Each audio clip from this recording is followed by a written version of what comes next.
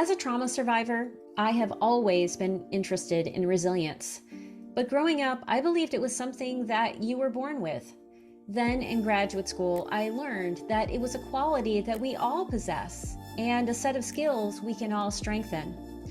Most of my resilience has come from writing and seeing myself in new ways by confronting the stories I've always told myself. The more I did that, the stronger I became, and I've dedicated my life to helping others do this work. This podcast is for anyone who wants to understand their story and how to revise it, because when we do that work, we change the world. I met Brett Will Taylor when we were both workshopping excerpts of our memoirs at the 2019 Writers Hotel Conference.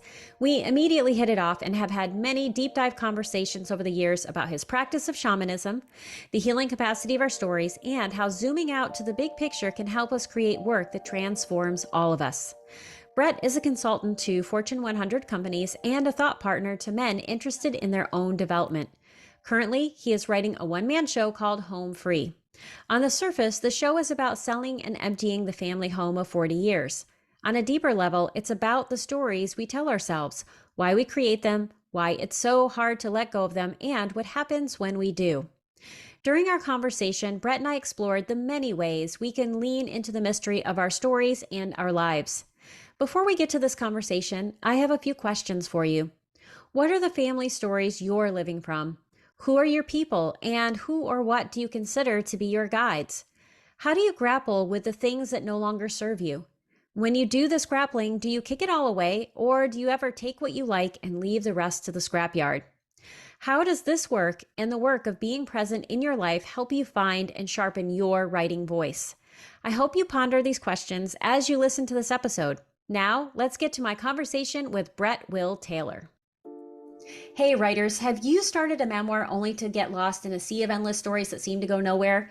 Are you wading through the messy middle of the revision process and searching for your narrative arc?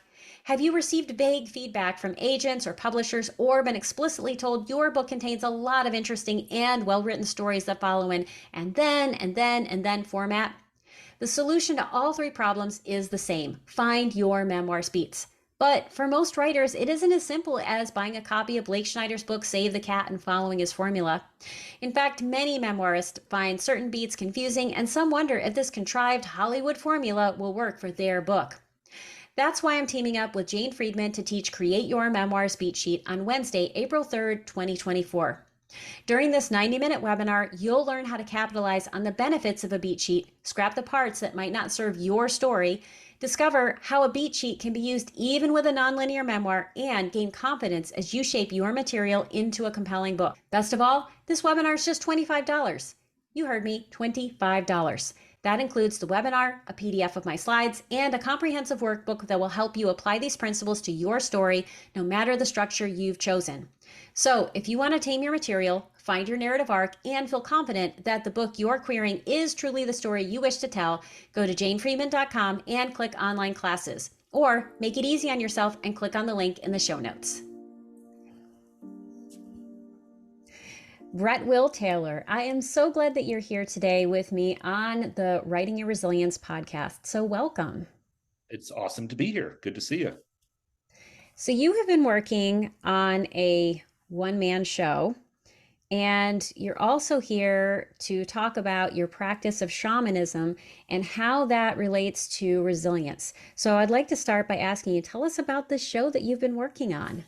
Absolutely. And by the way, and thank you for having me here as well. So the show came about because I went through the process of selling and emptying our family home of the past 40 years in a suburb just north of Dallas. And as I went through that, a number of people were like, you should write about this because a lot of people are going through it. And as somebody memorably said to me, we're sort of building the raft of going through it as we go through the rapids.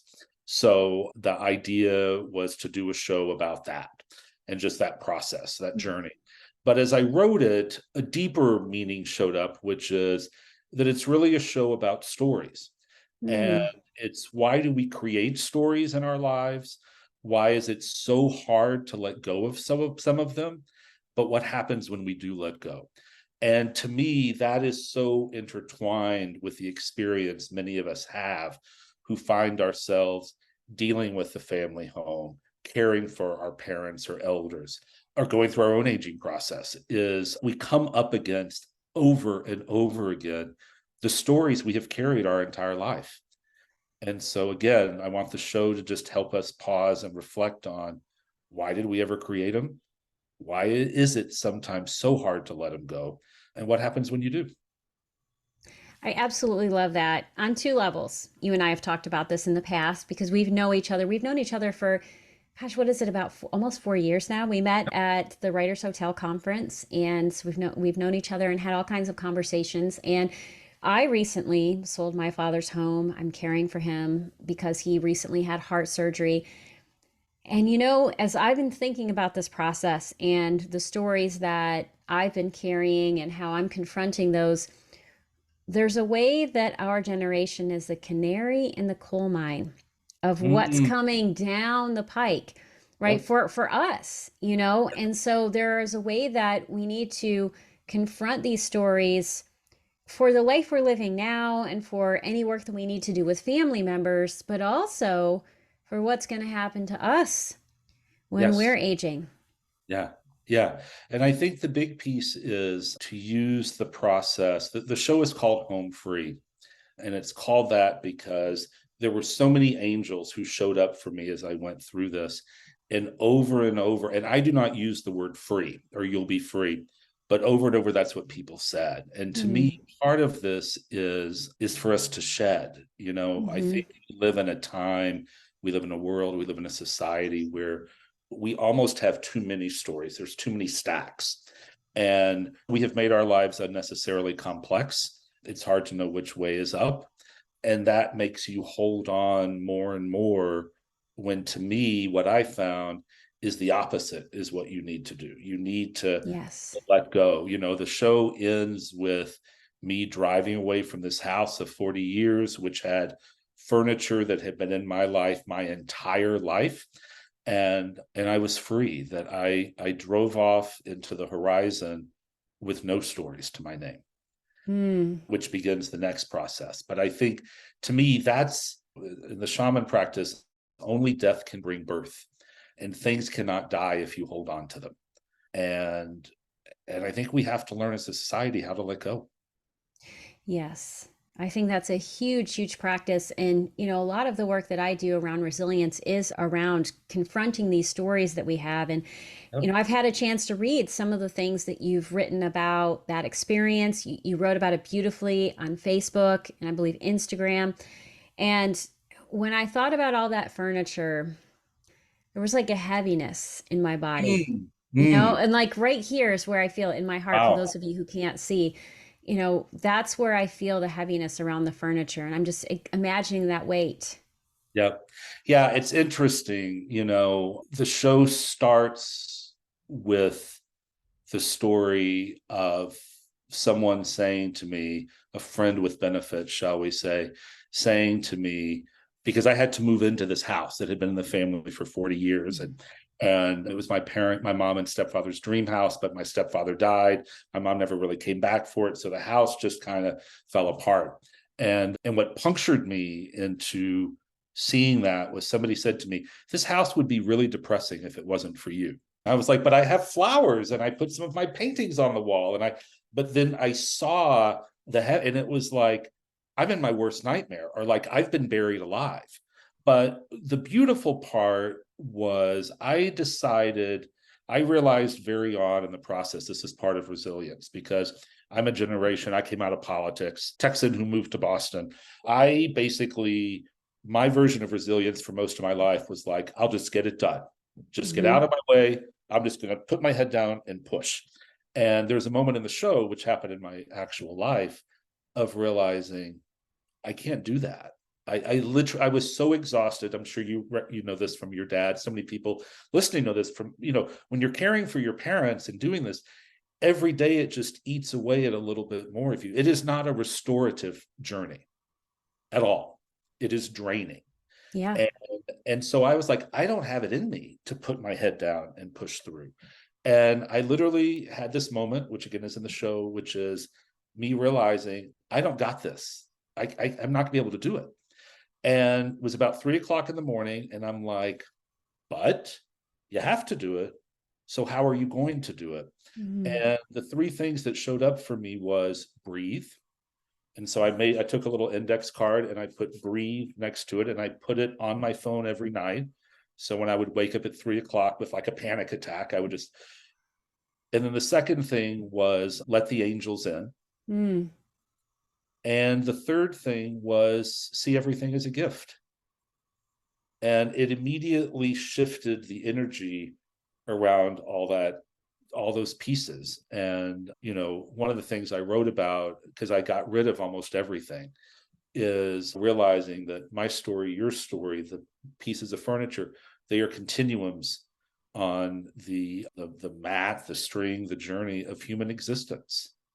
And, I wrote about there's a light that my grandmother turned on every day of her life, starting in the 60s. When she passed, my mother turned it on. When I moved into the house, I turned it on. And there was a night that I was the last one in that Mm. lineage to ever turn it off. Oh, But wow. it will now but now it's with somebody else who turns it on. And I think that, again, I think when we hold on, we make things heavy. Yes. And I love how you had these three things that you did. First, breathe, which to me is about going into the body. And I'm going to get you to unpack this idea of angels, right? Yes. It's like looking for your angels, which it to me seems like looking for the helpers, It right? wasn't Looking. looking, it was to let them in. That's right. Thank you very That was a much. big difference. Because it was surrender. It was a vulnerability. Right. Yes, and that's so hard for so many people, especially Oh, if you're a person who has experienced trauma. Oh, I'm raising my hand. oh Like, yeah. let Hello. people, let's see if that happens. Right. And What then happens when they don't show up? right, exactly. So Yep. vulnerable. And then, to look at your perspective, right? Because gratitude is all about perspective. And so something that feeds you and also informs your perspective is shamanism. And, I think we have so many ideas about what shamanism is. I'm curious to know your definition of it and how you practice it and how that relates to letting the angels in. Absolutely. So, I have wrestled with the definition. I so resonate with what you've just said, because how it's typically defined doesn't really resonate with me, and it doesn't resonate with other folks. So, the version I'm using in December of 2023, we'll see if this sticks, is we are multidimensional beings. And I think anyone can understand that who's ever looked up at the stars at night. Doesn't matter your belief, but if you've ever been impressed with the sunrise or the moon or the ocean, the tide, if you've ever followed the different telescopes, etc., we are multidimensional beings. And I think most of us are conditioned to live just on the surface dimension. And to me, the practice of shamanism just means that I go through life with a little bit of a broader lens and using a little more than the five senses. And it's so funny. I saw a quote from Mary Oliver today, and I love this because to me, this is the shamanic journey, the practice is to see through the heavenly visibles to the heavenly invisibles. I love that. And I think that's what I do. And this gets to breath, because when you see to the heavenly invisibles, while people who don't have that kind of a practice, that feels overwhelming, it actually totally centers you, because you move to that still point of being in an infinite, you're an infinite being in an infinite dimension. The multi dimensions do not have an end.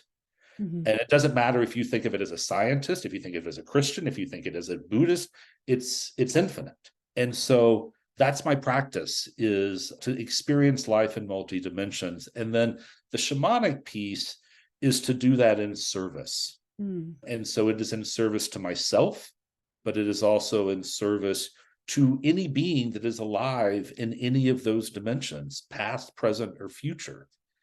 And I happen to do that as a storyteller, because I think storytelling to me, and that can be music, poetry, conversation, books, I find that storytelling brings us the closest to the edge of that which is indescribable. You could read a book on love or see a TED talk on love, it ain't going to do it. Look at Ryan O'Neal, who just passed, and the great story, The Love Story, The Way We Were, current films. I'm dating myself. Those stories, they're not a seminar on love. They tell the story of love. And that helps speak to the love we all carry, that we're all born with. Yeah, and how I experience is that we embody story. When you're reading Right. story, when you are experiencing story, you are embodying it. And there's a way that, and I think this happens, both at the nervous system and in a cellular way, Yeah, you become the story. that's right. Well, we're in it. Yeah, there is a book. I can't remember who wrote it. Oops, but there is a really great book for anyone listening who really does want to devote themselves to writing or just experience it. It's called Wired for Story. And it speaks to what you talk. It is literally, because the reptilian part of our existence still runs through us. And if you have a wonderful cat that you adore, I have a dog that I adore.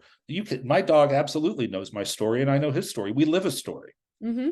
So that's the shamanic practice is try to have a multi-dimensional experience, try to do it of service, being of service, and do it through storytelling. And then the final piece I would add, which gets to the show, is in my practice I more and more sense, so we all have our own perspective, maybe it's right, maybe it's wrong, but I more and more sense that the old paradigms really are crumbled, or that they have crumbled. You listen to somebody like Joseph Campbell, or you read Carl Jung, or you go back to Nietzsche, and they were saying what to some people feels original today, which is we need to start over. Yeah. And I'm a student of myth. Shamanism is a mystical, mythic practice, spirit practice. And Joseph Campbell had this great line that I just love, because it's like, why tell these stories? Why care? And it was, we are not guided by the same science of 2,000 years ago, Mm-hmm. or in America 250 years ago, right? Mm-hmm. No one would expect us to be. But we are guided by the same stories. And that doesn't make any sense, Yeah. because they're not, how can they connect? You know? And so to me, that's where this idea of new paradigms, new stories comes from. It doesn't mean you throw all of it out, but how could they possibly be the same? We're not the same. Yeah. And this is making me think of a few things. I always give people a set of questions that we might talk about. And Yep. then we start talking and Yep. something else comes up. And so, I'm just going to pause for a second, because you've said so many things that feel really beautiful. And what I like is this concept of infinite possibilities and infinite ways of looking at things, and letting go of stories that no longer serve us. And I recently did a webinar series, The Psychology of Memoir, and I Mm. talked about Joseph Campbell. Hmm. And so feel free to say, I want to talk about this, or I don't. Yeah. Someone was talking about his misogyny and how he dismissed women. Hmm. And, one of the things that I hear a lot is fuck the patriarchy, right? Fuck the Hmm. patriarchy, fuck this old way of doing things. I'm a little fuck the patriarchy, right? Because Yeah, sure. it's hasn't served us in certain ways. So the question I have is about story. And, sometimes what can happen when we want to shut something down, right? Fuck the patriarchy, or I have been hurt and I'm going to tell the story of hurt. Hmm. We close things down. We do not operate from a space of the infinite. So, Hmm. how do we, from your perspective, open up to that? Not throw everything away, but also honor the fact that, certain ways of doing things haven't necessarily worked, or that we want to honor our hurt, but also not shut down. And I know I just asked you like a whole bunch of Oh no, I complicated love that. I things. love it. I love it. I love it. Yeah, and I can talk about Joseph Campbell forever. I will respond on two levels. I think that the emphasis on self-awareness that especially Mm-hmm. began in the 60s, I think it's also a paradigm that needs to be re-examined, because I think it is a multi-billion dollar industry now. Yes, it is. And as a wizard friend of mine, who's also a Lakota elder, loves to cryptically say, healers need people to heal. Mm-hmm. And I think we have industries that need people to heal. And so, you and I've had all kinds of conversations. I am not a passive person in my thinking at all. I'm a gay man that grew up in the days when the federal government was trying to kill my people, actively Hmm. trying to kill Yes. by pretending that AIDS didn't exist. But I think I'll respond to this as a gay man, and I'll respond to this as someone who practices shamanism. As a Hmm. gay man, to me, the response is fuck this, but what am I going to do today? Because Yes. I think too often we say, well, Joseph Campbell was a misogynist. Well, that person owned slaves. Well, the gay boys never recognized the trans heroes, heroines, and Stonewall. Okay. And what are you going to do? Because I think too often we're like, so fuck Joseph. I'm not going to read anything that Joseph Campbell had to say. I'm not going to acknowledge any contribution that gay people have because of this one story. Well, now you're just going to sit on the sidelines. And I'm all for that. Some people's journey. It is not mine.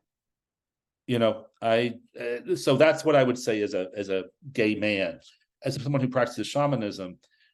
I would share one of my all-time favorite lines, which came from Osho, who has his own problems, uh, Hmm. but who of us doesn't? But it's one of my favorite lines, and it is, "Build your own path to your own temple." And he Mm. followed that with, "There is one Christian, Christ. There is one Buddhist, Buddha. Build your own temple."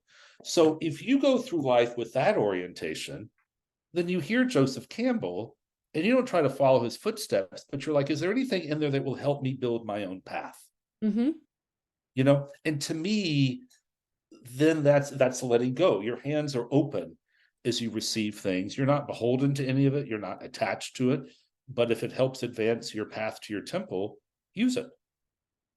And I think that's beautifully said because as artists, it's really important for us to learn as much as we can about just even the craft of art, and yet to rebel against what doesn't serve our projects, to think about our work in different ways. And there's Yeah. so much that we are meant to do. And my cat Foxy is here with us. If you cannot Foxy's all about see it. her, she has Yes. this like beautiful fluffy tail, which she's slapping in my face.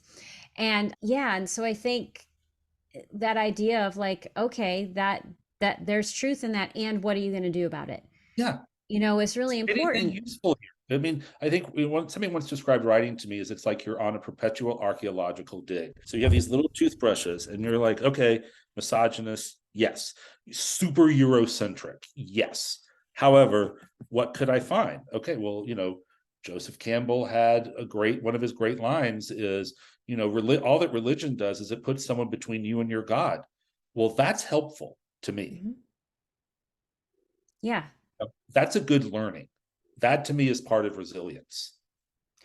Well, and what I can, take away from what Campbell has done in the hero's journey, which there is also the heroine's journey, and there's many That's right. different Yes, ways, yes, yeah. that we can think about this, is that there are frameworks for stories. And Yes. when you understand that there are frameworks for stories and you study the frameworks, you can also find ways to bend the frameworks. If you are just out in the ocean floating with Yes. no vessel, Yep. you don't know how to get to a shore. That's right. And so we can find ways to think about these things that maybe need to change, Mhm, maybe don't serve us in the ways that we would like to, or they're outdated. And mhm. yes, look for the truth and then look for what else, or how Right. can we bend this to what is needed so that we can move forward and not be stuck in a space of like, not this, but not knowing what else. That's right. Well, and I think, part of what resilience is, thank God my high school English teacher has died. I loved her to death, but she would die over my horrible grammar here. But, part of what resilience is not shutting down, is not stopping. And so, well, Brett Will Taylor, blah, blah, blah. Okay. So I don't want to, I won't really look at that part, but does he have anything useful to share based on what I'm trying to write? Mm-hmm. And to me, that's part of the hero's journey. That I cannot stand that book. I mean, I always tell people, listen to Joseph Campbell, do not read him because he's Mm-hmm. such an academe, which isn't my taste.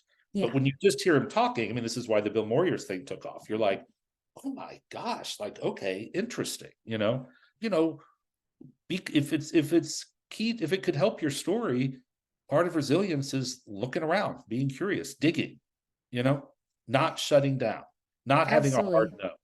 I don't think you can ever have a hard no in writing or anything creative.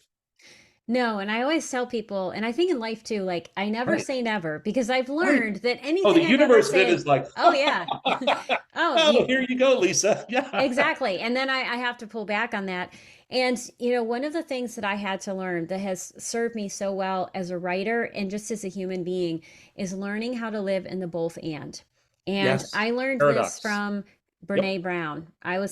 I took this training with her, the Daring Greatly training, and it was like 6 months of studying these different things. And she said, I'm going to tell you something right now, and you're going to want to punch me in the nose.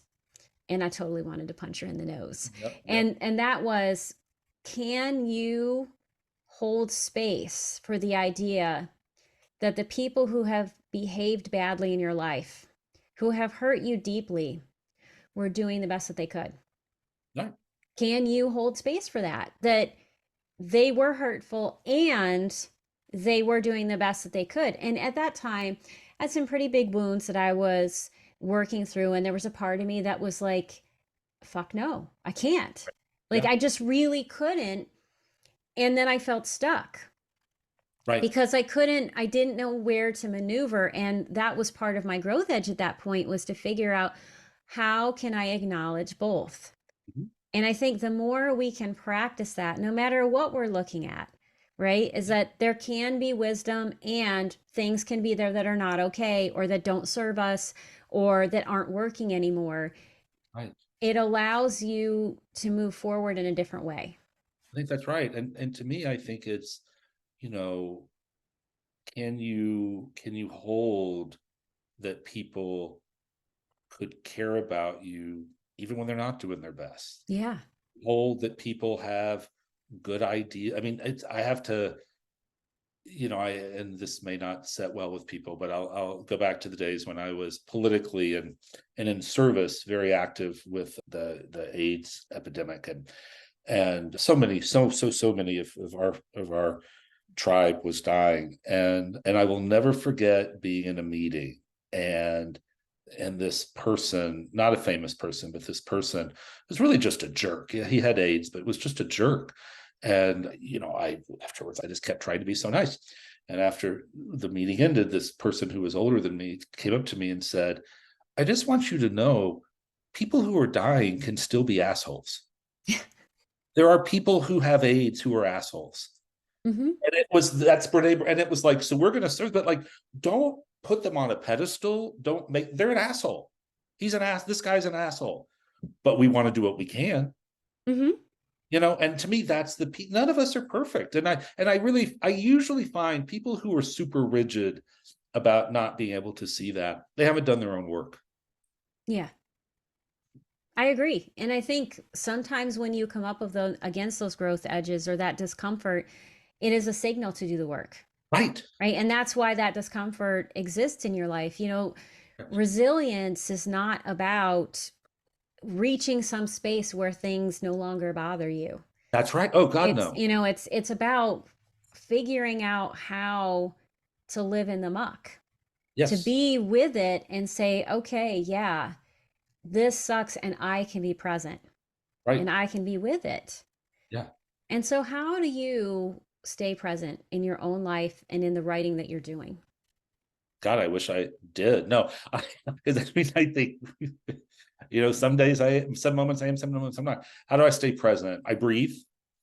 I'm a big believer in breath. I'm not great at it. That's why we practice. But if I can remember and breathe, even 3 or 5 breaths, it makes all the difference in the world. I stay present.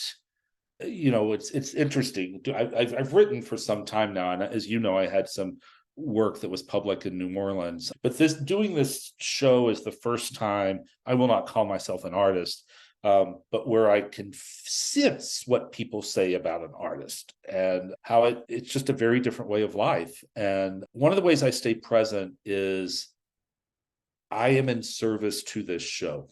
I talked about it as part of my shamanic practice. You're in service to, right? Otherwise, you're just navel gazing or trying to be better than everybody else. But I am in service to this show.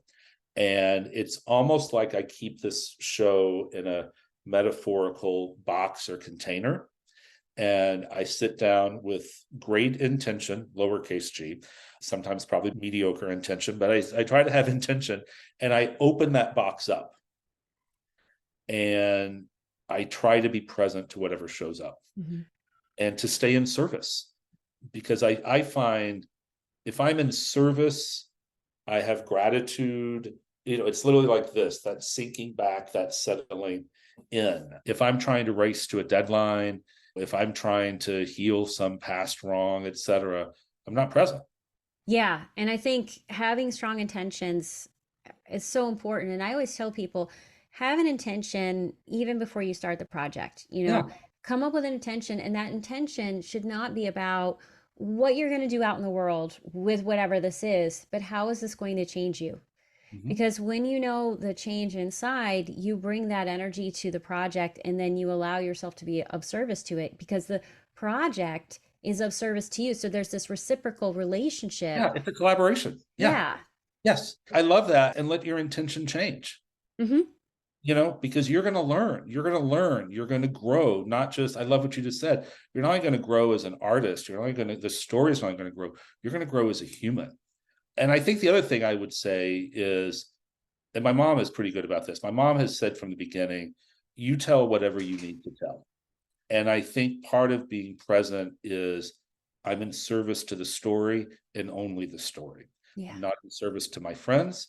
I'm not in service to my family. That is huge when you're a writer or doing something that most people don't do. Because what's the first thing they say? Are you not done? Are you still working? Hmm. I thought you were going to be done. And so you just stay present. I stay present with the story, you know?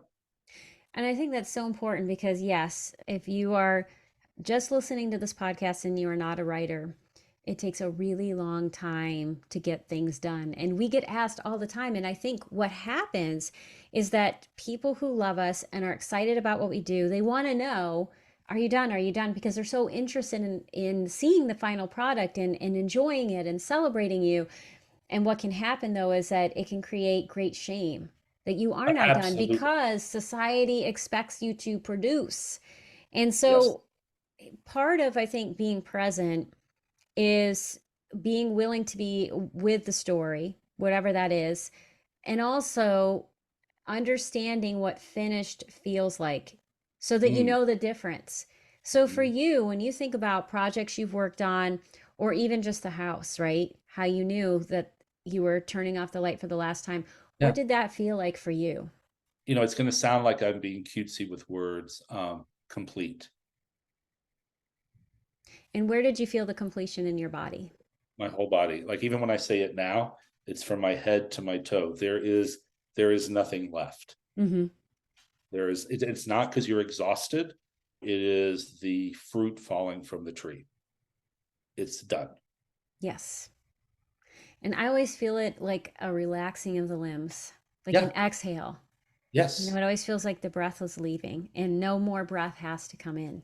Correct. And I think it's complete. And I'm not saying this to you to be cutesy or to you even directly. There's literally nothing left to say. Yeah. Now you could retell it, but you will retell it exactly the same way because there is nothing to add and there Mm-hmm. is nothing to subtract because it is complete, which I think is such a beautiful gift of grace to be able to experience. I think your cat wants the windows, the shades. I love Yes, my cats have decided that they're sleeping when I do all of this, but today they're like, "Oh, you're joining a podcast? We're going to join you that. today." That's right. We're your And production team. yeah, and so they are here and they do want to look out the window. I have both cats here today, so you Good. might see them in the background. Yeah. Um, because I think they're exploring these ideas too, Oh, and because I was gone for almost 6 weeks, yeah. I wasn't here, and who knows, maybe they thought I was complete, that there was nothing left. Right. And they're grateful, like, you're back, we're Yep, here. that's right. Well, So and you're we get back with some, something new. Yeah. right, and new Story. energy and new ways of thinking about things. One thing I want to talk about as well is voice, right? And we Okay. have, like, I've had my cats vocalizing in the background today. Yes. I think part of being present and owning your power is finding your voice. And it Hmm. can be so difficult to know what that voice is.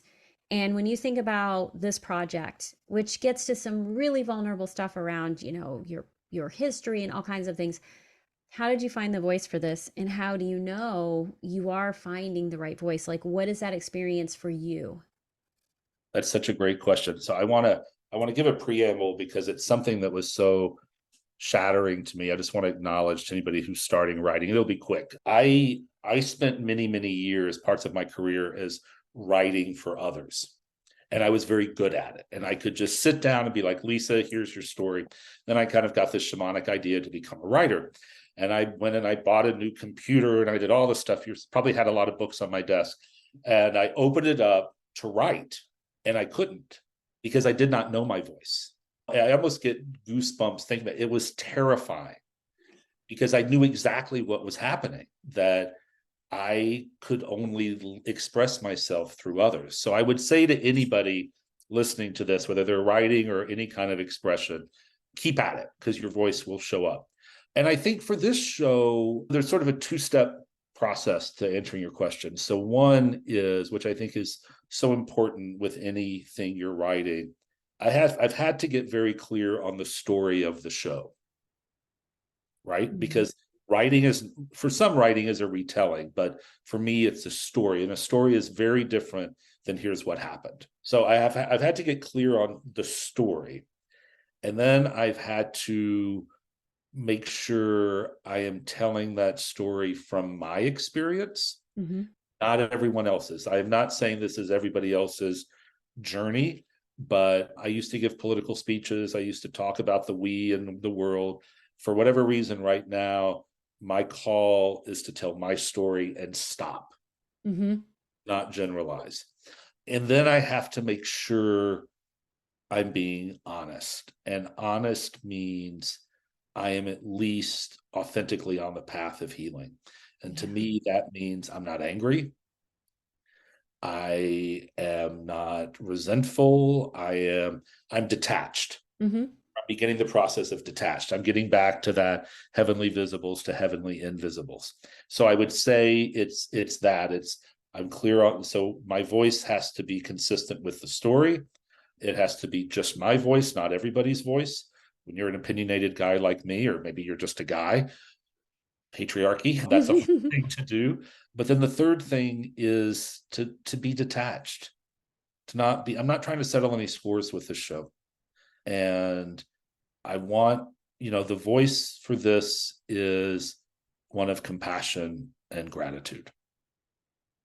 Yeah, and I love that, this idea of getting to that place of detachment. And I sometimes tell people, write the angry part first. Absolutely. Not because that's the end result, right?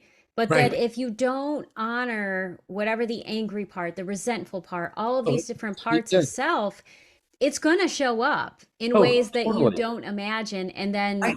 you're going to not feel great about it. Yeah. Or So, you could be like, where did this come from? I don't yeah. know if you've ever had this. I've had times where I'm reading a draft and I'm like, I don't even remember all these words, but here they are, you know? Yeah. And I Yeah. think, but even more so, you hand it off to a beta reader or Oh someone gosh, else, and yes. then they're like, where did this come from? What Right. is this thing? And you are like, whoa, I did not know that was coming out. That's But right. it's just part of the human experience. And I love this idea of inviting the voice in, right? Just show up, Yeah. because when you show up, you are saying, I am here. And Yeah. you're saying, like, I'm available. And Yeah. so much of creativity and the work that we have to do, whether it is creativity, healing, anything, is about showing up and saying, I am available, right? Right. That openness to what could happen. And one of the things that you've said to me is your goal in life, or your role. Like, this is what I'm here to do. And I'll start with, for me, one of the things I've really learned, and I've done a lot of exploration of, like, what is my life's mission? Like, what am I here to do? and why am I here to do it? And I've asked a lot of people, why do you come to me? Like, what is it that you care about, or what is it that I do that feels like it's of service? And for me, it's I make people feel safe, or at least this is what people tell me. I make people feel safe, and I make them feel safe enough and inspired enough to take the next step, to grow in some way, whether it's growing in their writing projects or trying to heal or taking some kind of risk. That's the work that I do out in the world. And I'm trying to embrace that and say, okay, whatever it is I do, whether it's this podcast or books that I write or wherever, how do I infuse that into my work? And in the conversations you and I have had, you help people live into the mystery. Yes. So, what is that, and how can we live into the mystery? But I go back to heavenly visibles, to heavenly invisibles, to multidimensional. And what I say to people is I want to share stories. I like to help people find their stories that bring them to the edge of mystery. I go back to the comparison to love.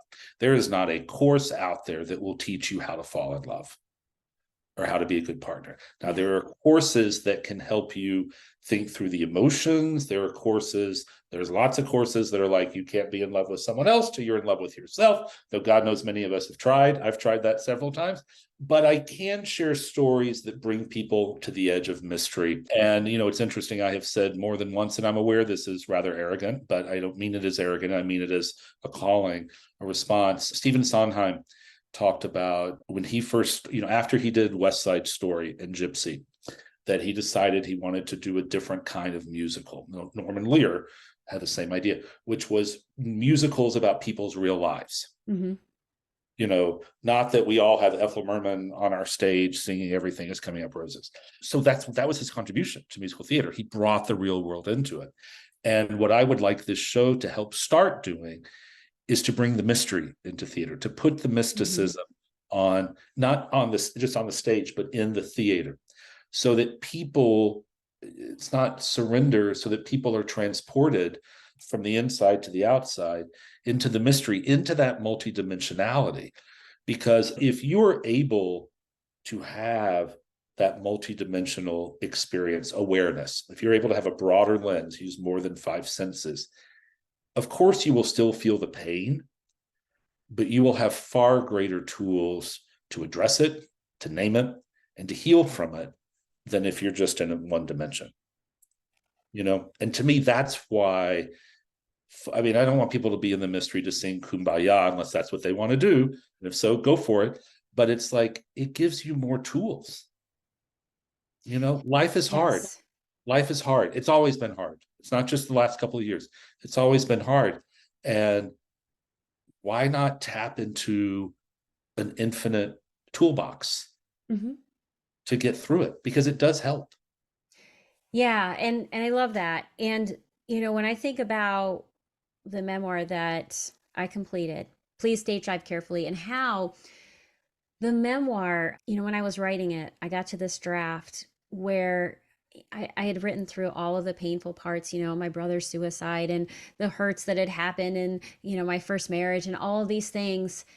And then I came to this place of writing it and going like, holy cow, all of this was in service to me. I was Yeah. cared for in all of these ways. And it does not take away the fact that having a family member die by suicide is incredibly painful, and it's never not painful. Like, you learn how to carry the pain, right? It's not that the pain goes away, you learn how to carry it. And so in that way it feels smaller because you've learned how to carry it. But or that, things that people do don't hurt, but that there is another layer, Yeah. that story is about growth, that those things changed you, and at times they might have hurt you, but they changed you in these fundamentally positive ways. And to the point where, of course, if I could have my brother back, I would have him back in a second. And I am grateful to the ways that I have changed as a result of his passing, right? Both things are true. And I think when you can think in those multiple layers, pull back the lens to say, yeah, the human lens, super hard, confusing, chaotic, awful. How's it for my good? How is this serving me?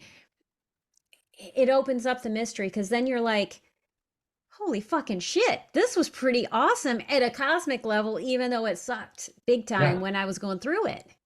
I think that's so beautiful and so typical of you because it's so honest. It's interesting listening to you. And I think I'll use this going forward when people ask about my practice or what I would say about this show. When you're able, heavenly visibles to heavenly invisibles, when you broaden that lens, the main thing you understand is that you are not alone. Yes. That's the number one. And, no one in my family offered to help with the house. I had family members who lived 10 miles away. None of them even ever texted to say, how's it going? Or can we send you food? And there's a whole story with my mother about some of the stuff that not inappropriate between us, but like the sort of burden that was, my mother even said at one point, this is almost cruel what you're being asked to do. And it was her house. But it's like, so I went through it totally alone. And now that is the heaviness of, like you mentioned with the furniture. But when you bring in the angels, when you breathe, when you see it from a place of gratitude, gifts, you realize you're not alone. And what that means different things to different people across different dimensions. But that to me, that's how we heal. I mean, yes, you had to go through your process with your brother, with your family. I did. But at some point, I think the healing comes and you're like, oh, and it wasn't just me. And I have this one incident that is really, really hard, but then I have all these things over here, you know? And so you're able to reach out and to open your hands. So to me, that's it. You just realize you're not alone. Yes, and that is one of the most important things that we can realize and embrace and understand and know. And that is a huge part of resilience. So I It's have huge. two final questions for you. Yeah. What is the best piece of writing advice that you have received? That's easy. It's a story, but it's literally like a 20-30 second story. So I did a weekly column in New Orleans that also included every other week. I've never known if it's bi or semi-weekly radio commentary.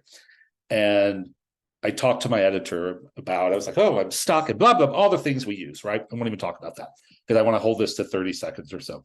And she was like, Brett, Will, this is what you're going to do. And I'm like, oh, she's been an editor for 35 years. Time's picking in. I can't wait.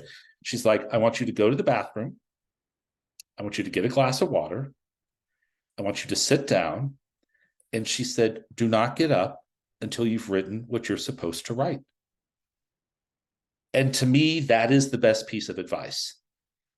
At some point, I had a yoga teacher who used to I would talk about this, that, and she would be like, get on the mat. All your Mhm. questions, answer, get on the mat.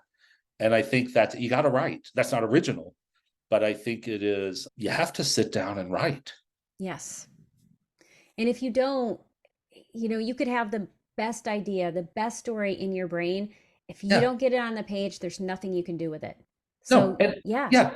And by the way, to me, part of resilience is, I mean, I love to use the word, you have life because it's energy, right? Multidimensional. You have to constantly calibrate. I do not find it is helpful to write the same 2 hours every day or even sit and write every day. It goes through waves. Hmm.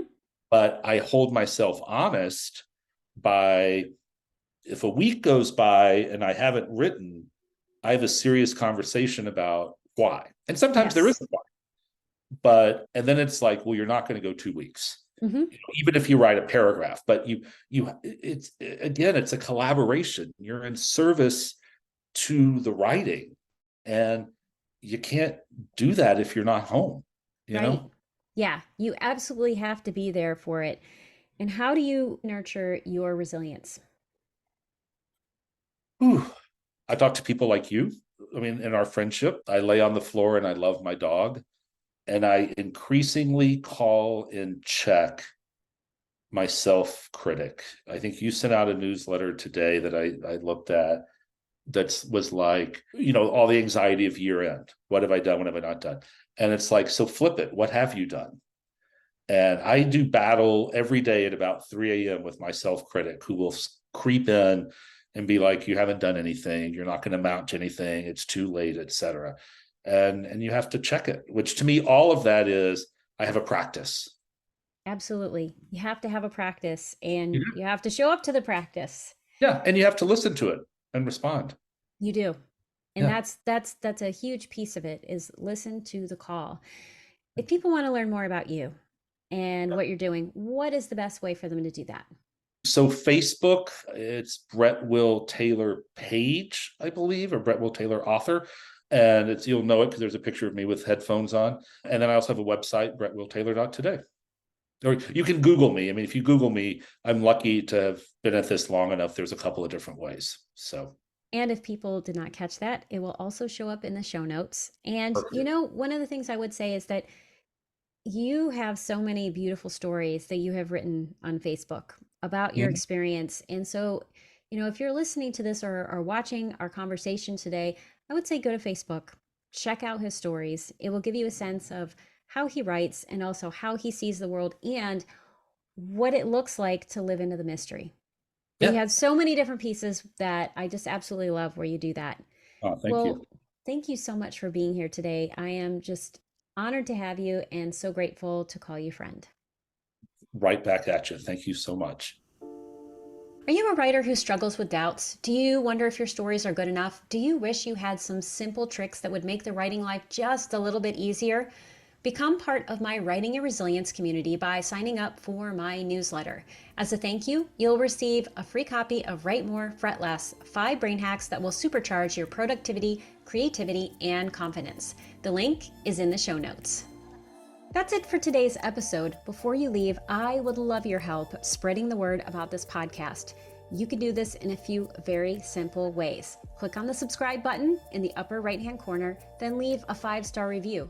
You can also let me know what you think or share ideas for the podcast by connecting with me on Facebook, Instagram, LinkedIn, or through my Writing and Resilience newsletter, which you can have delivered directly to your inbox.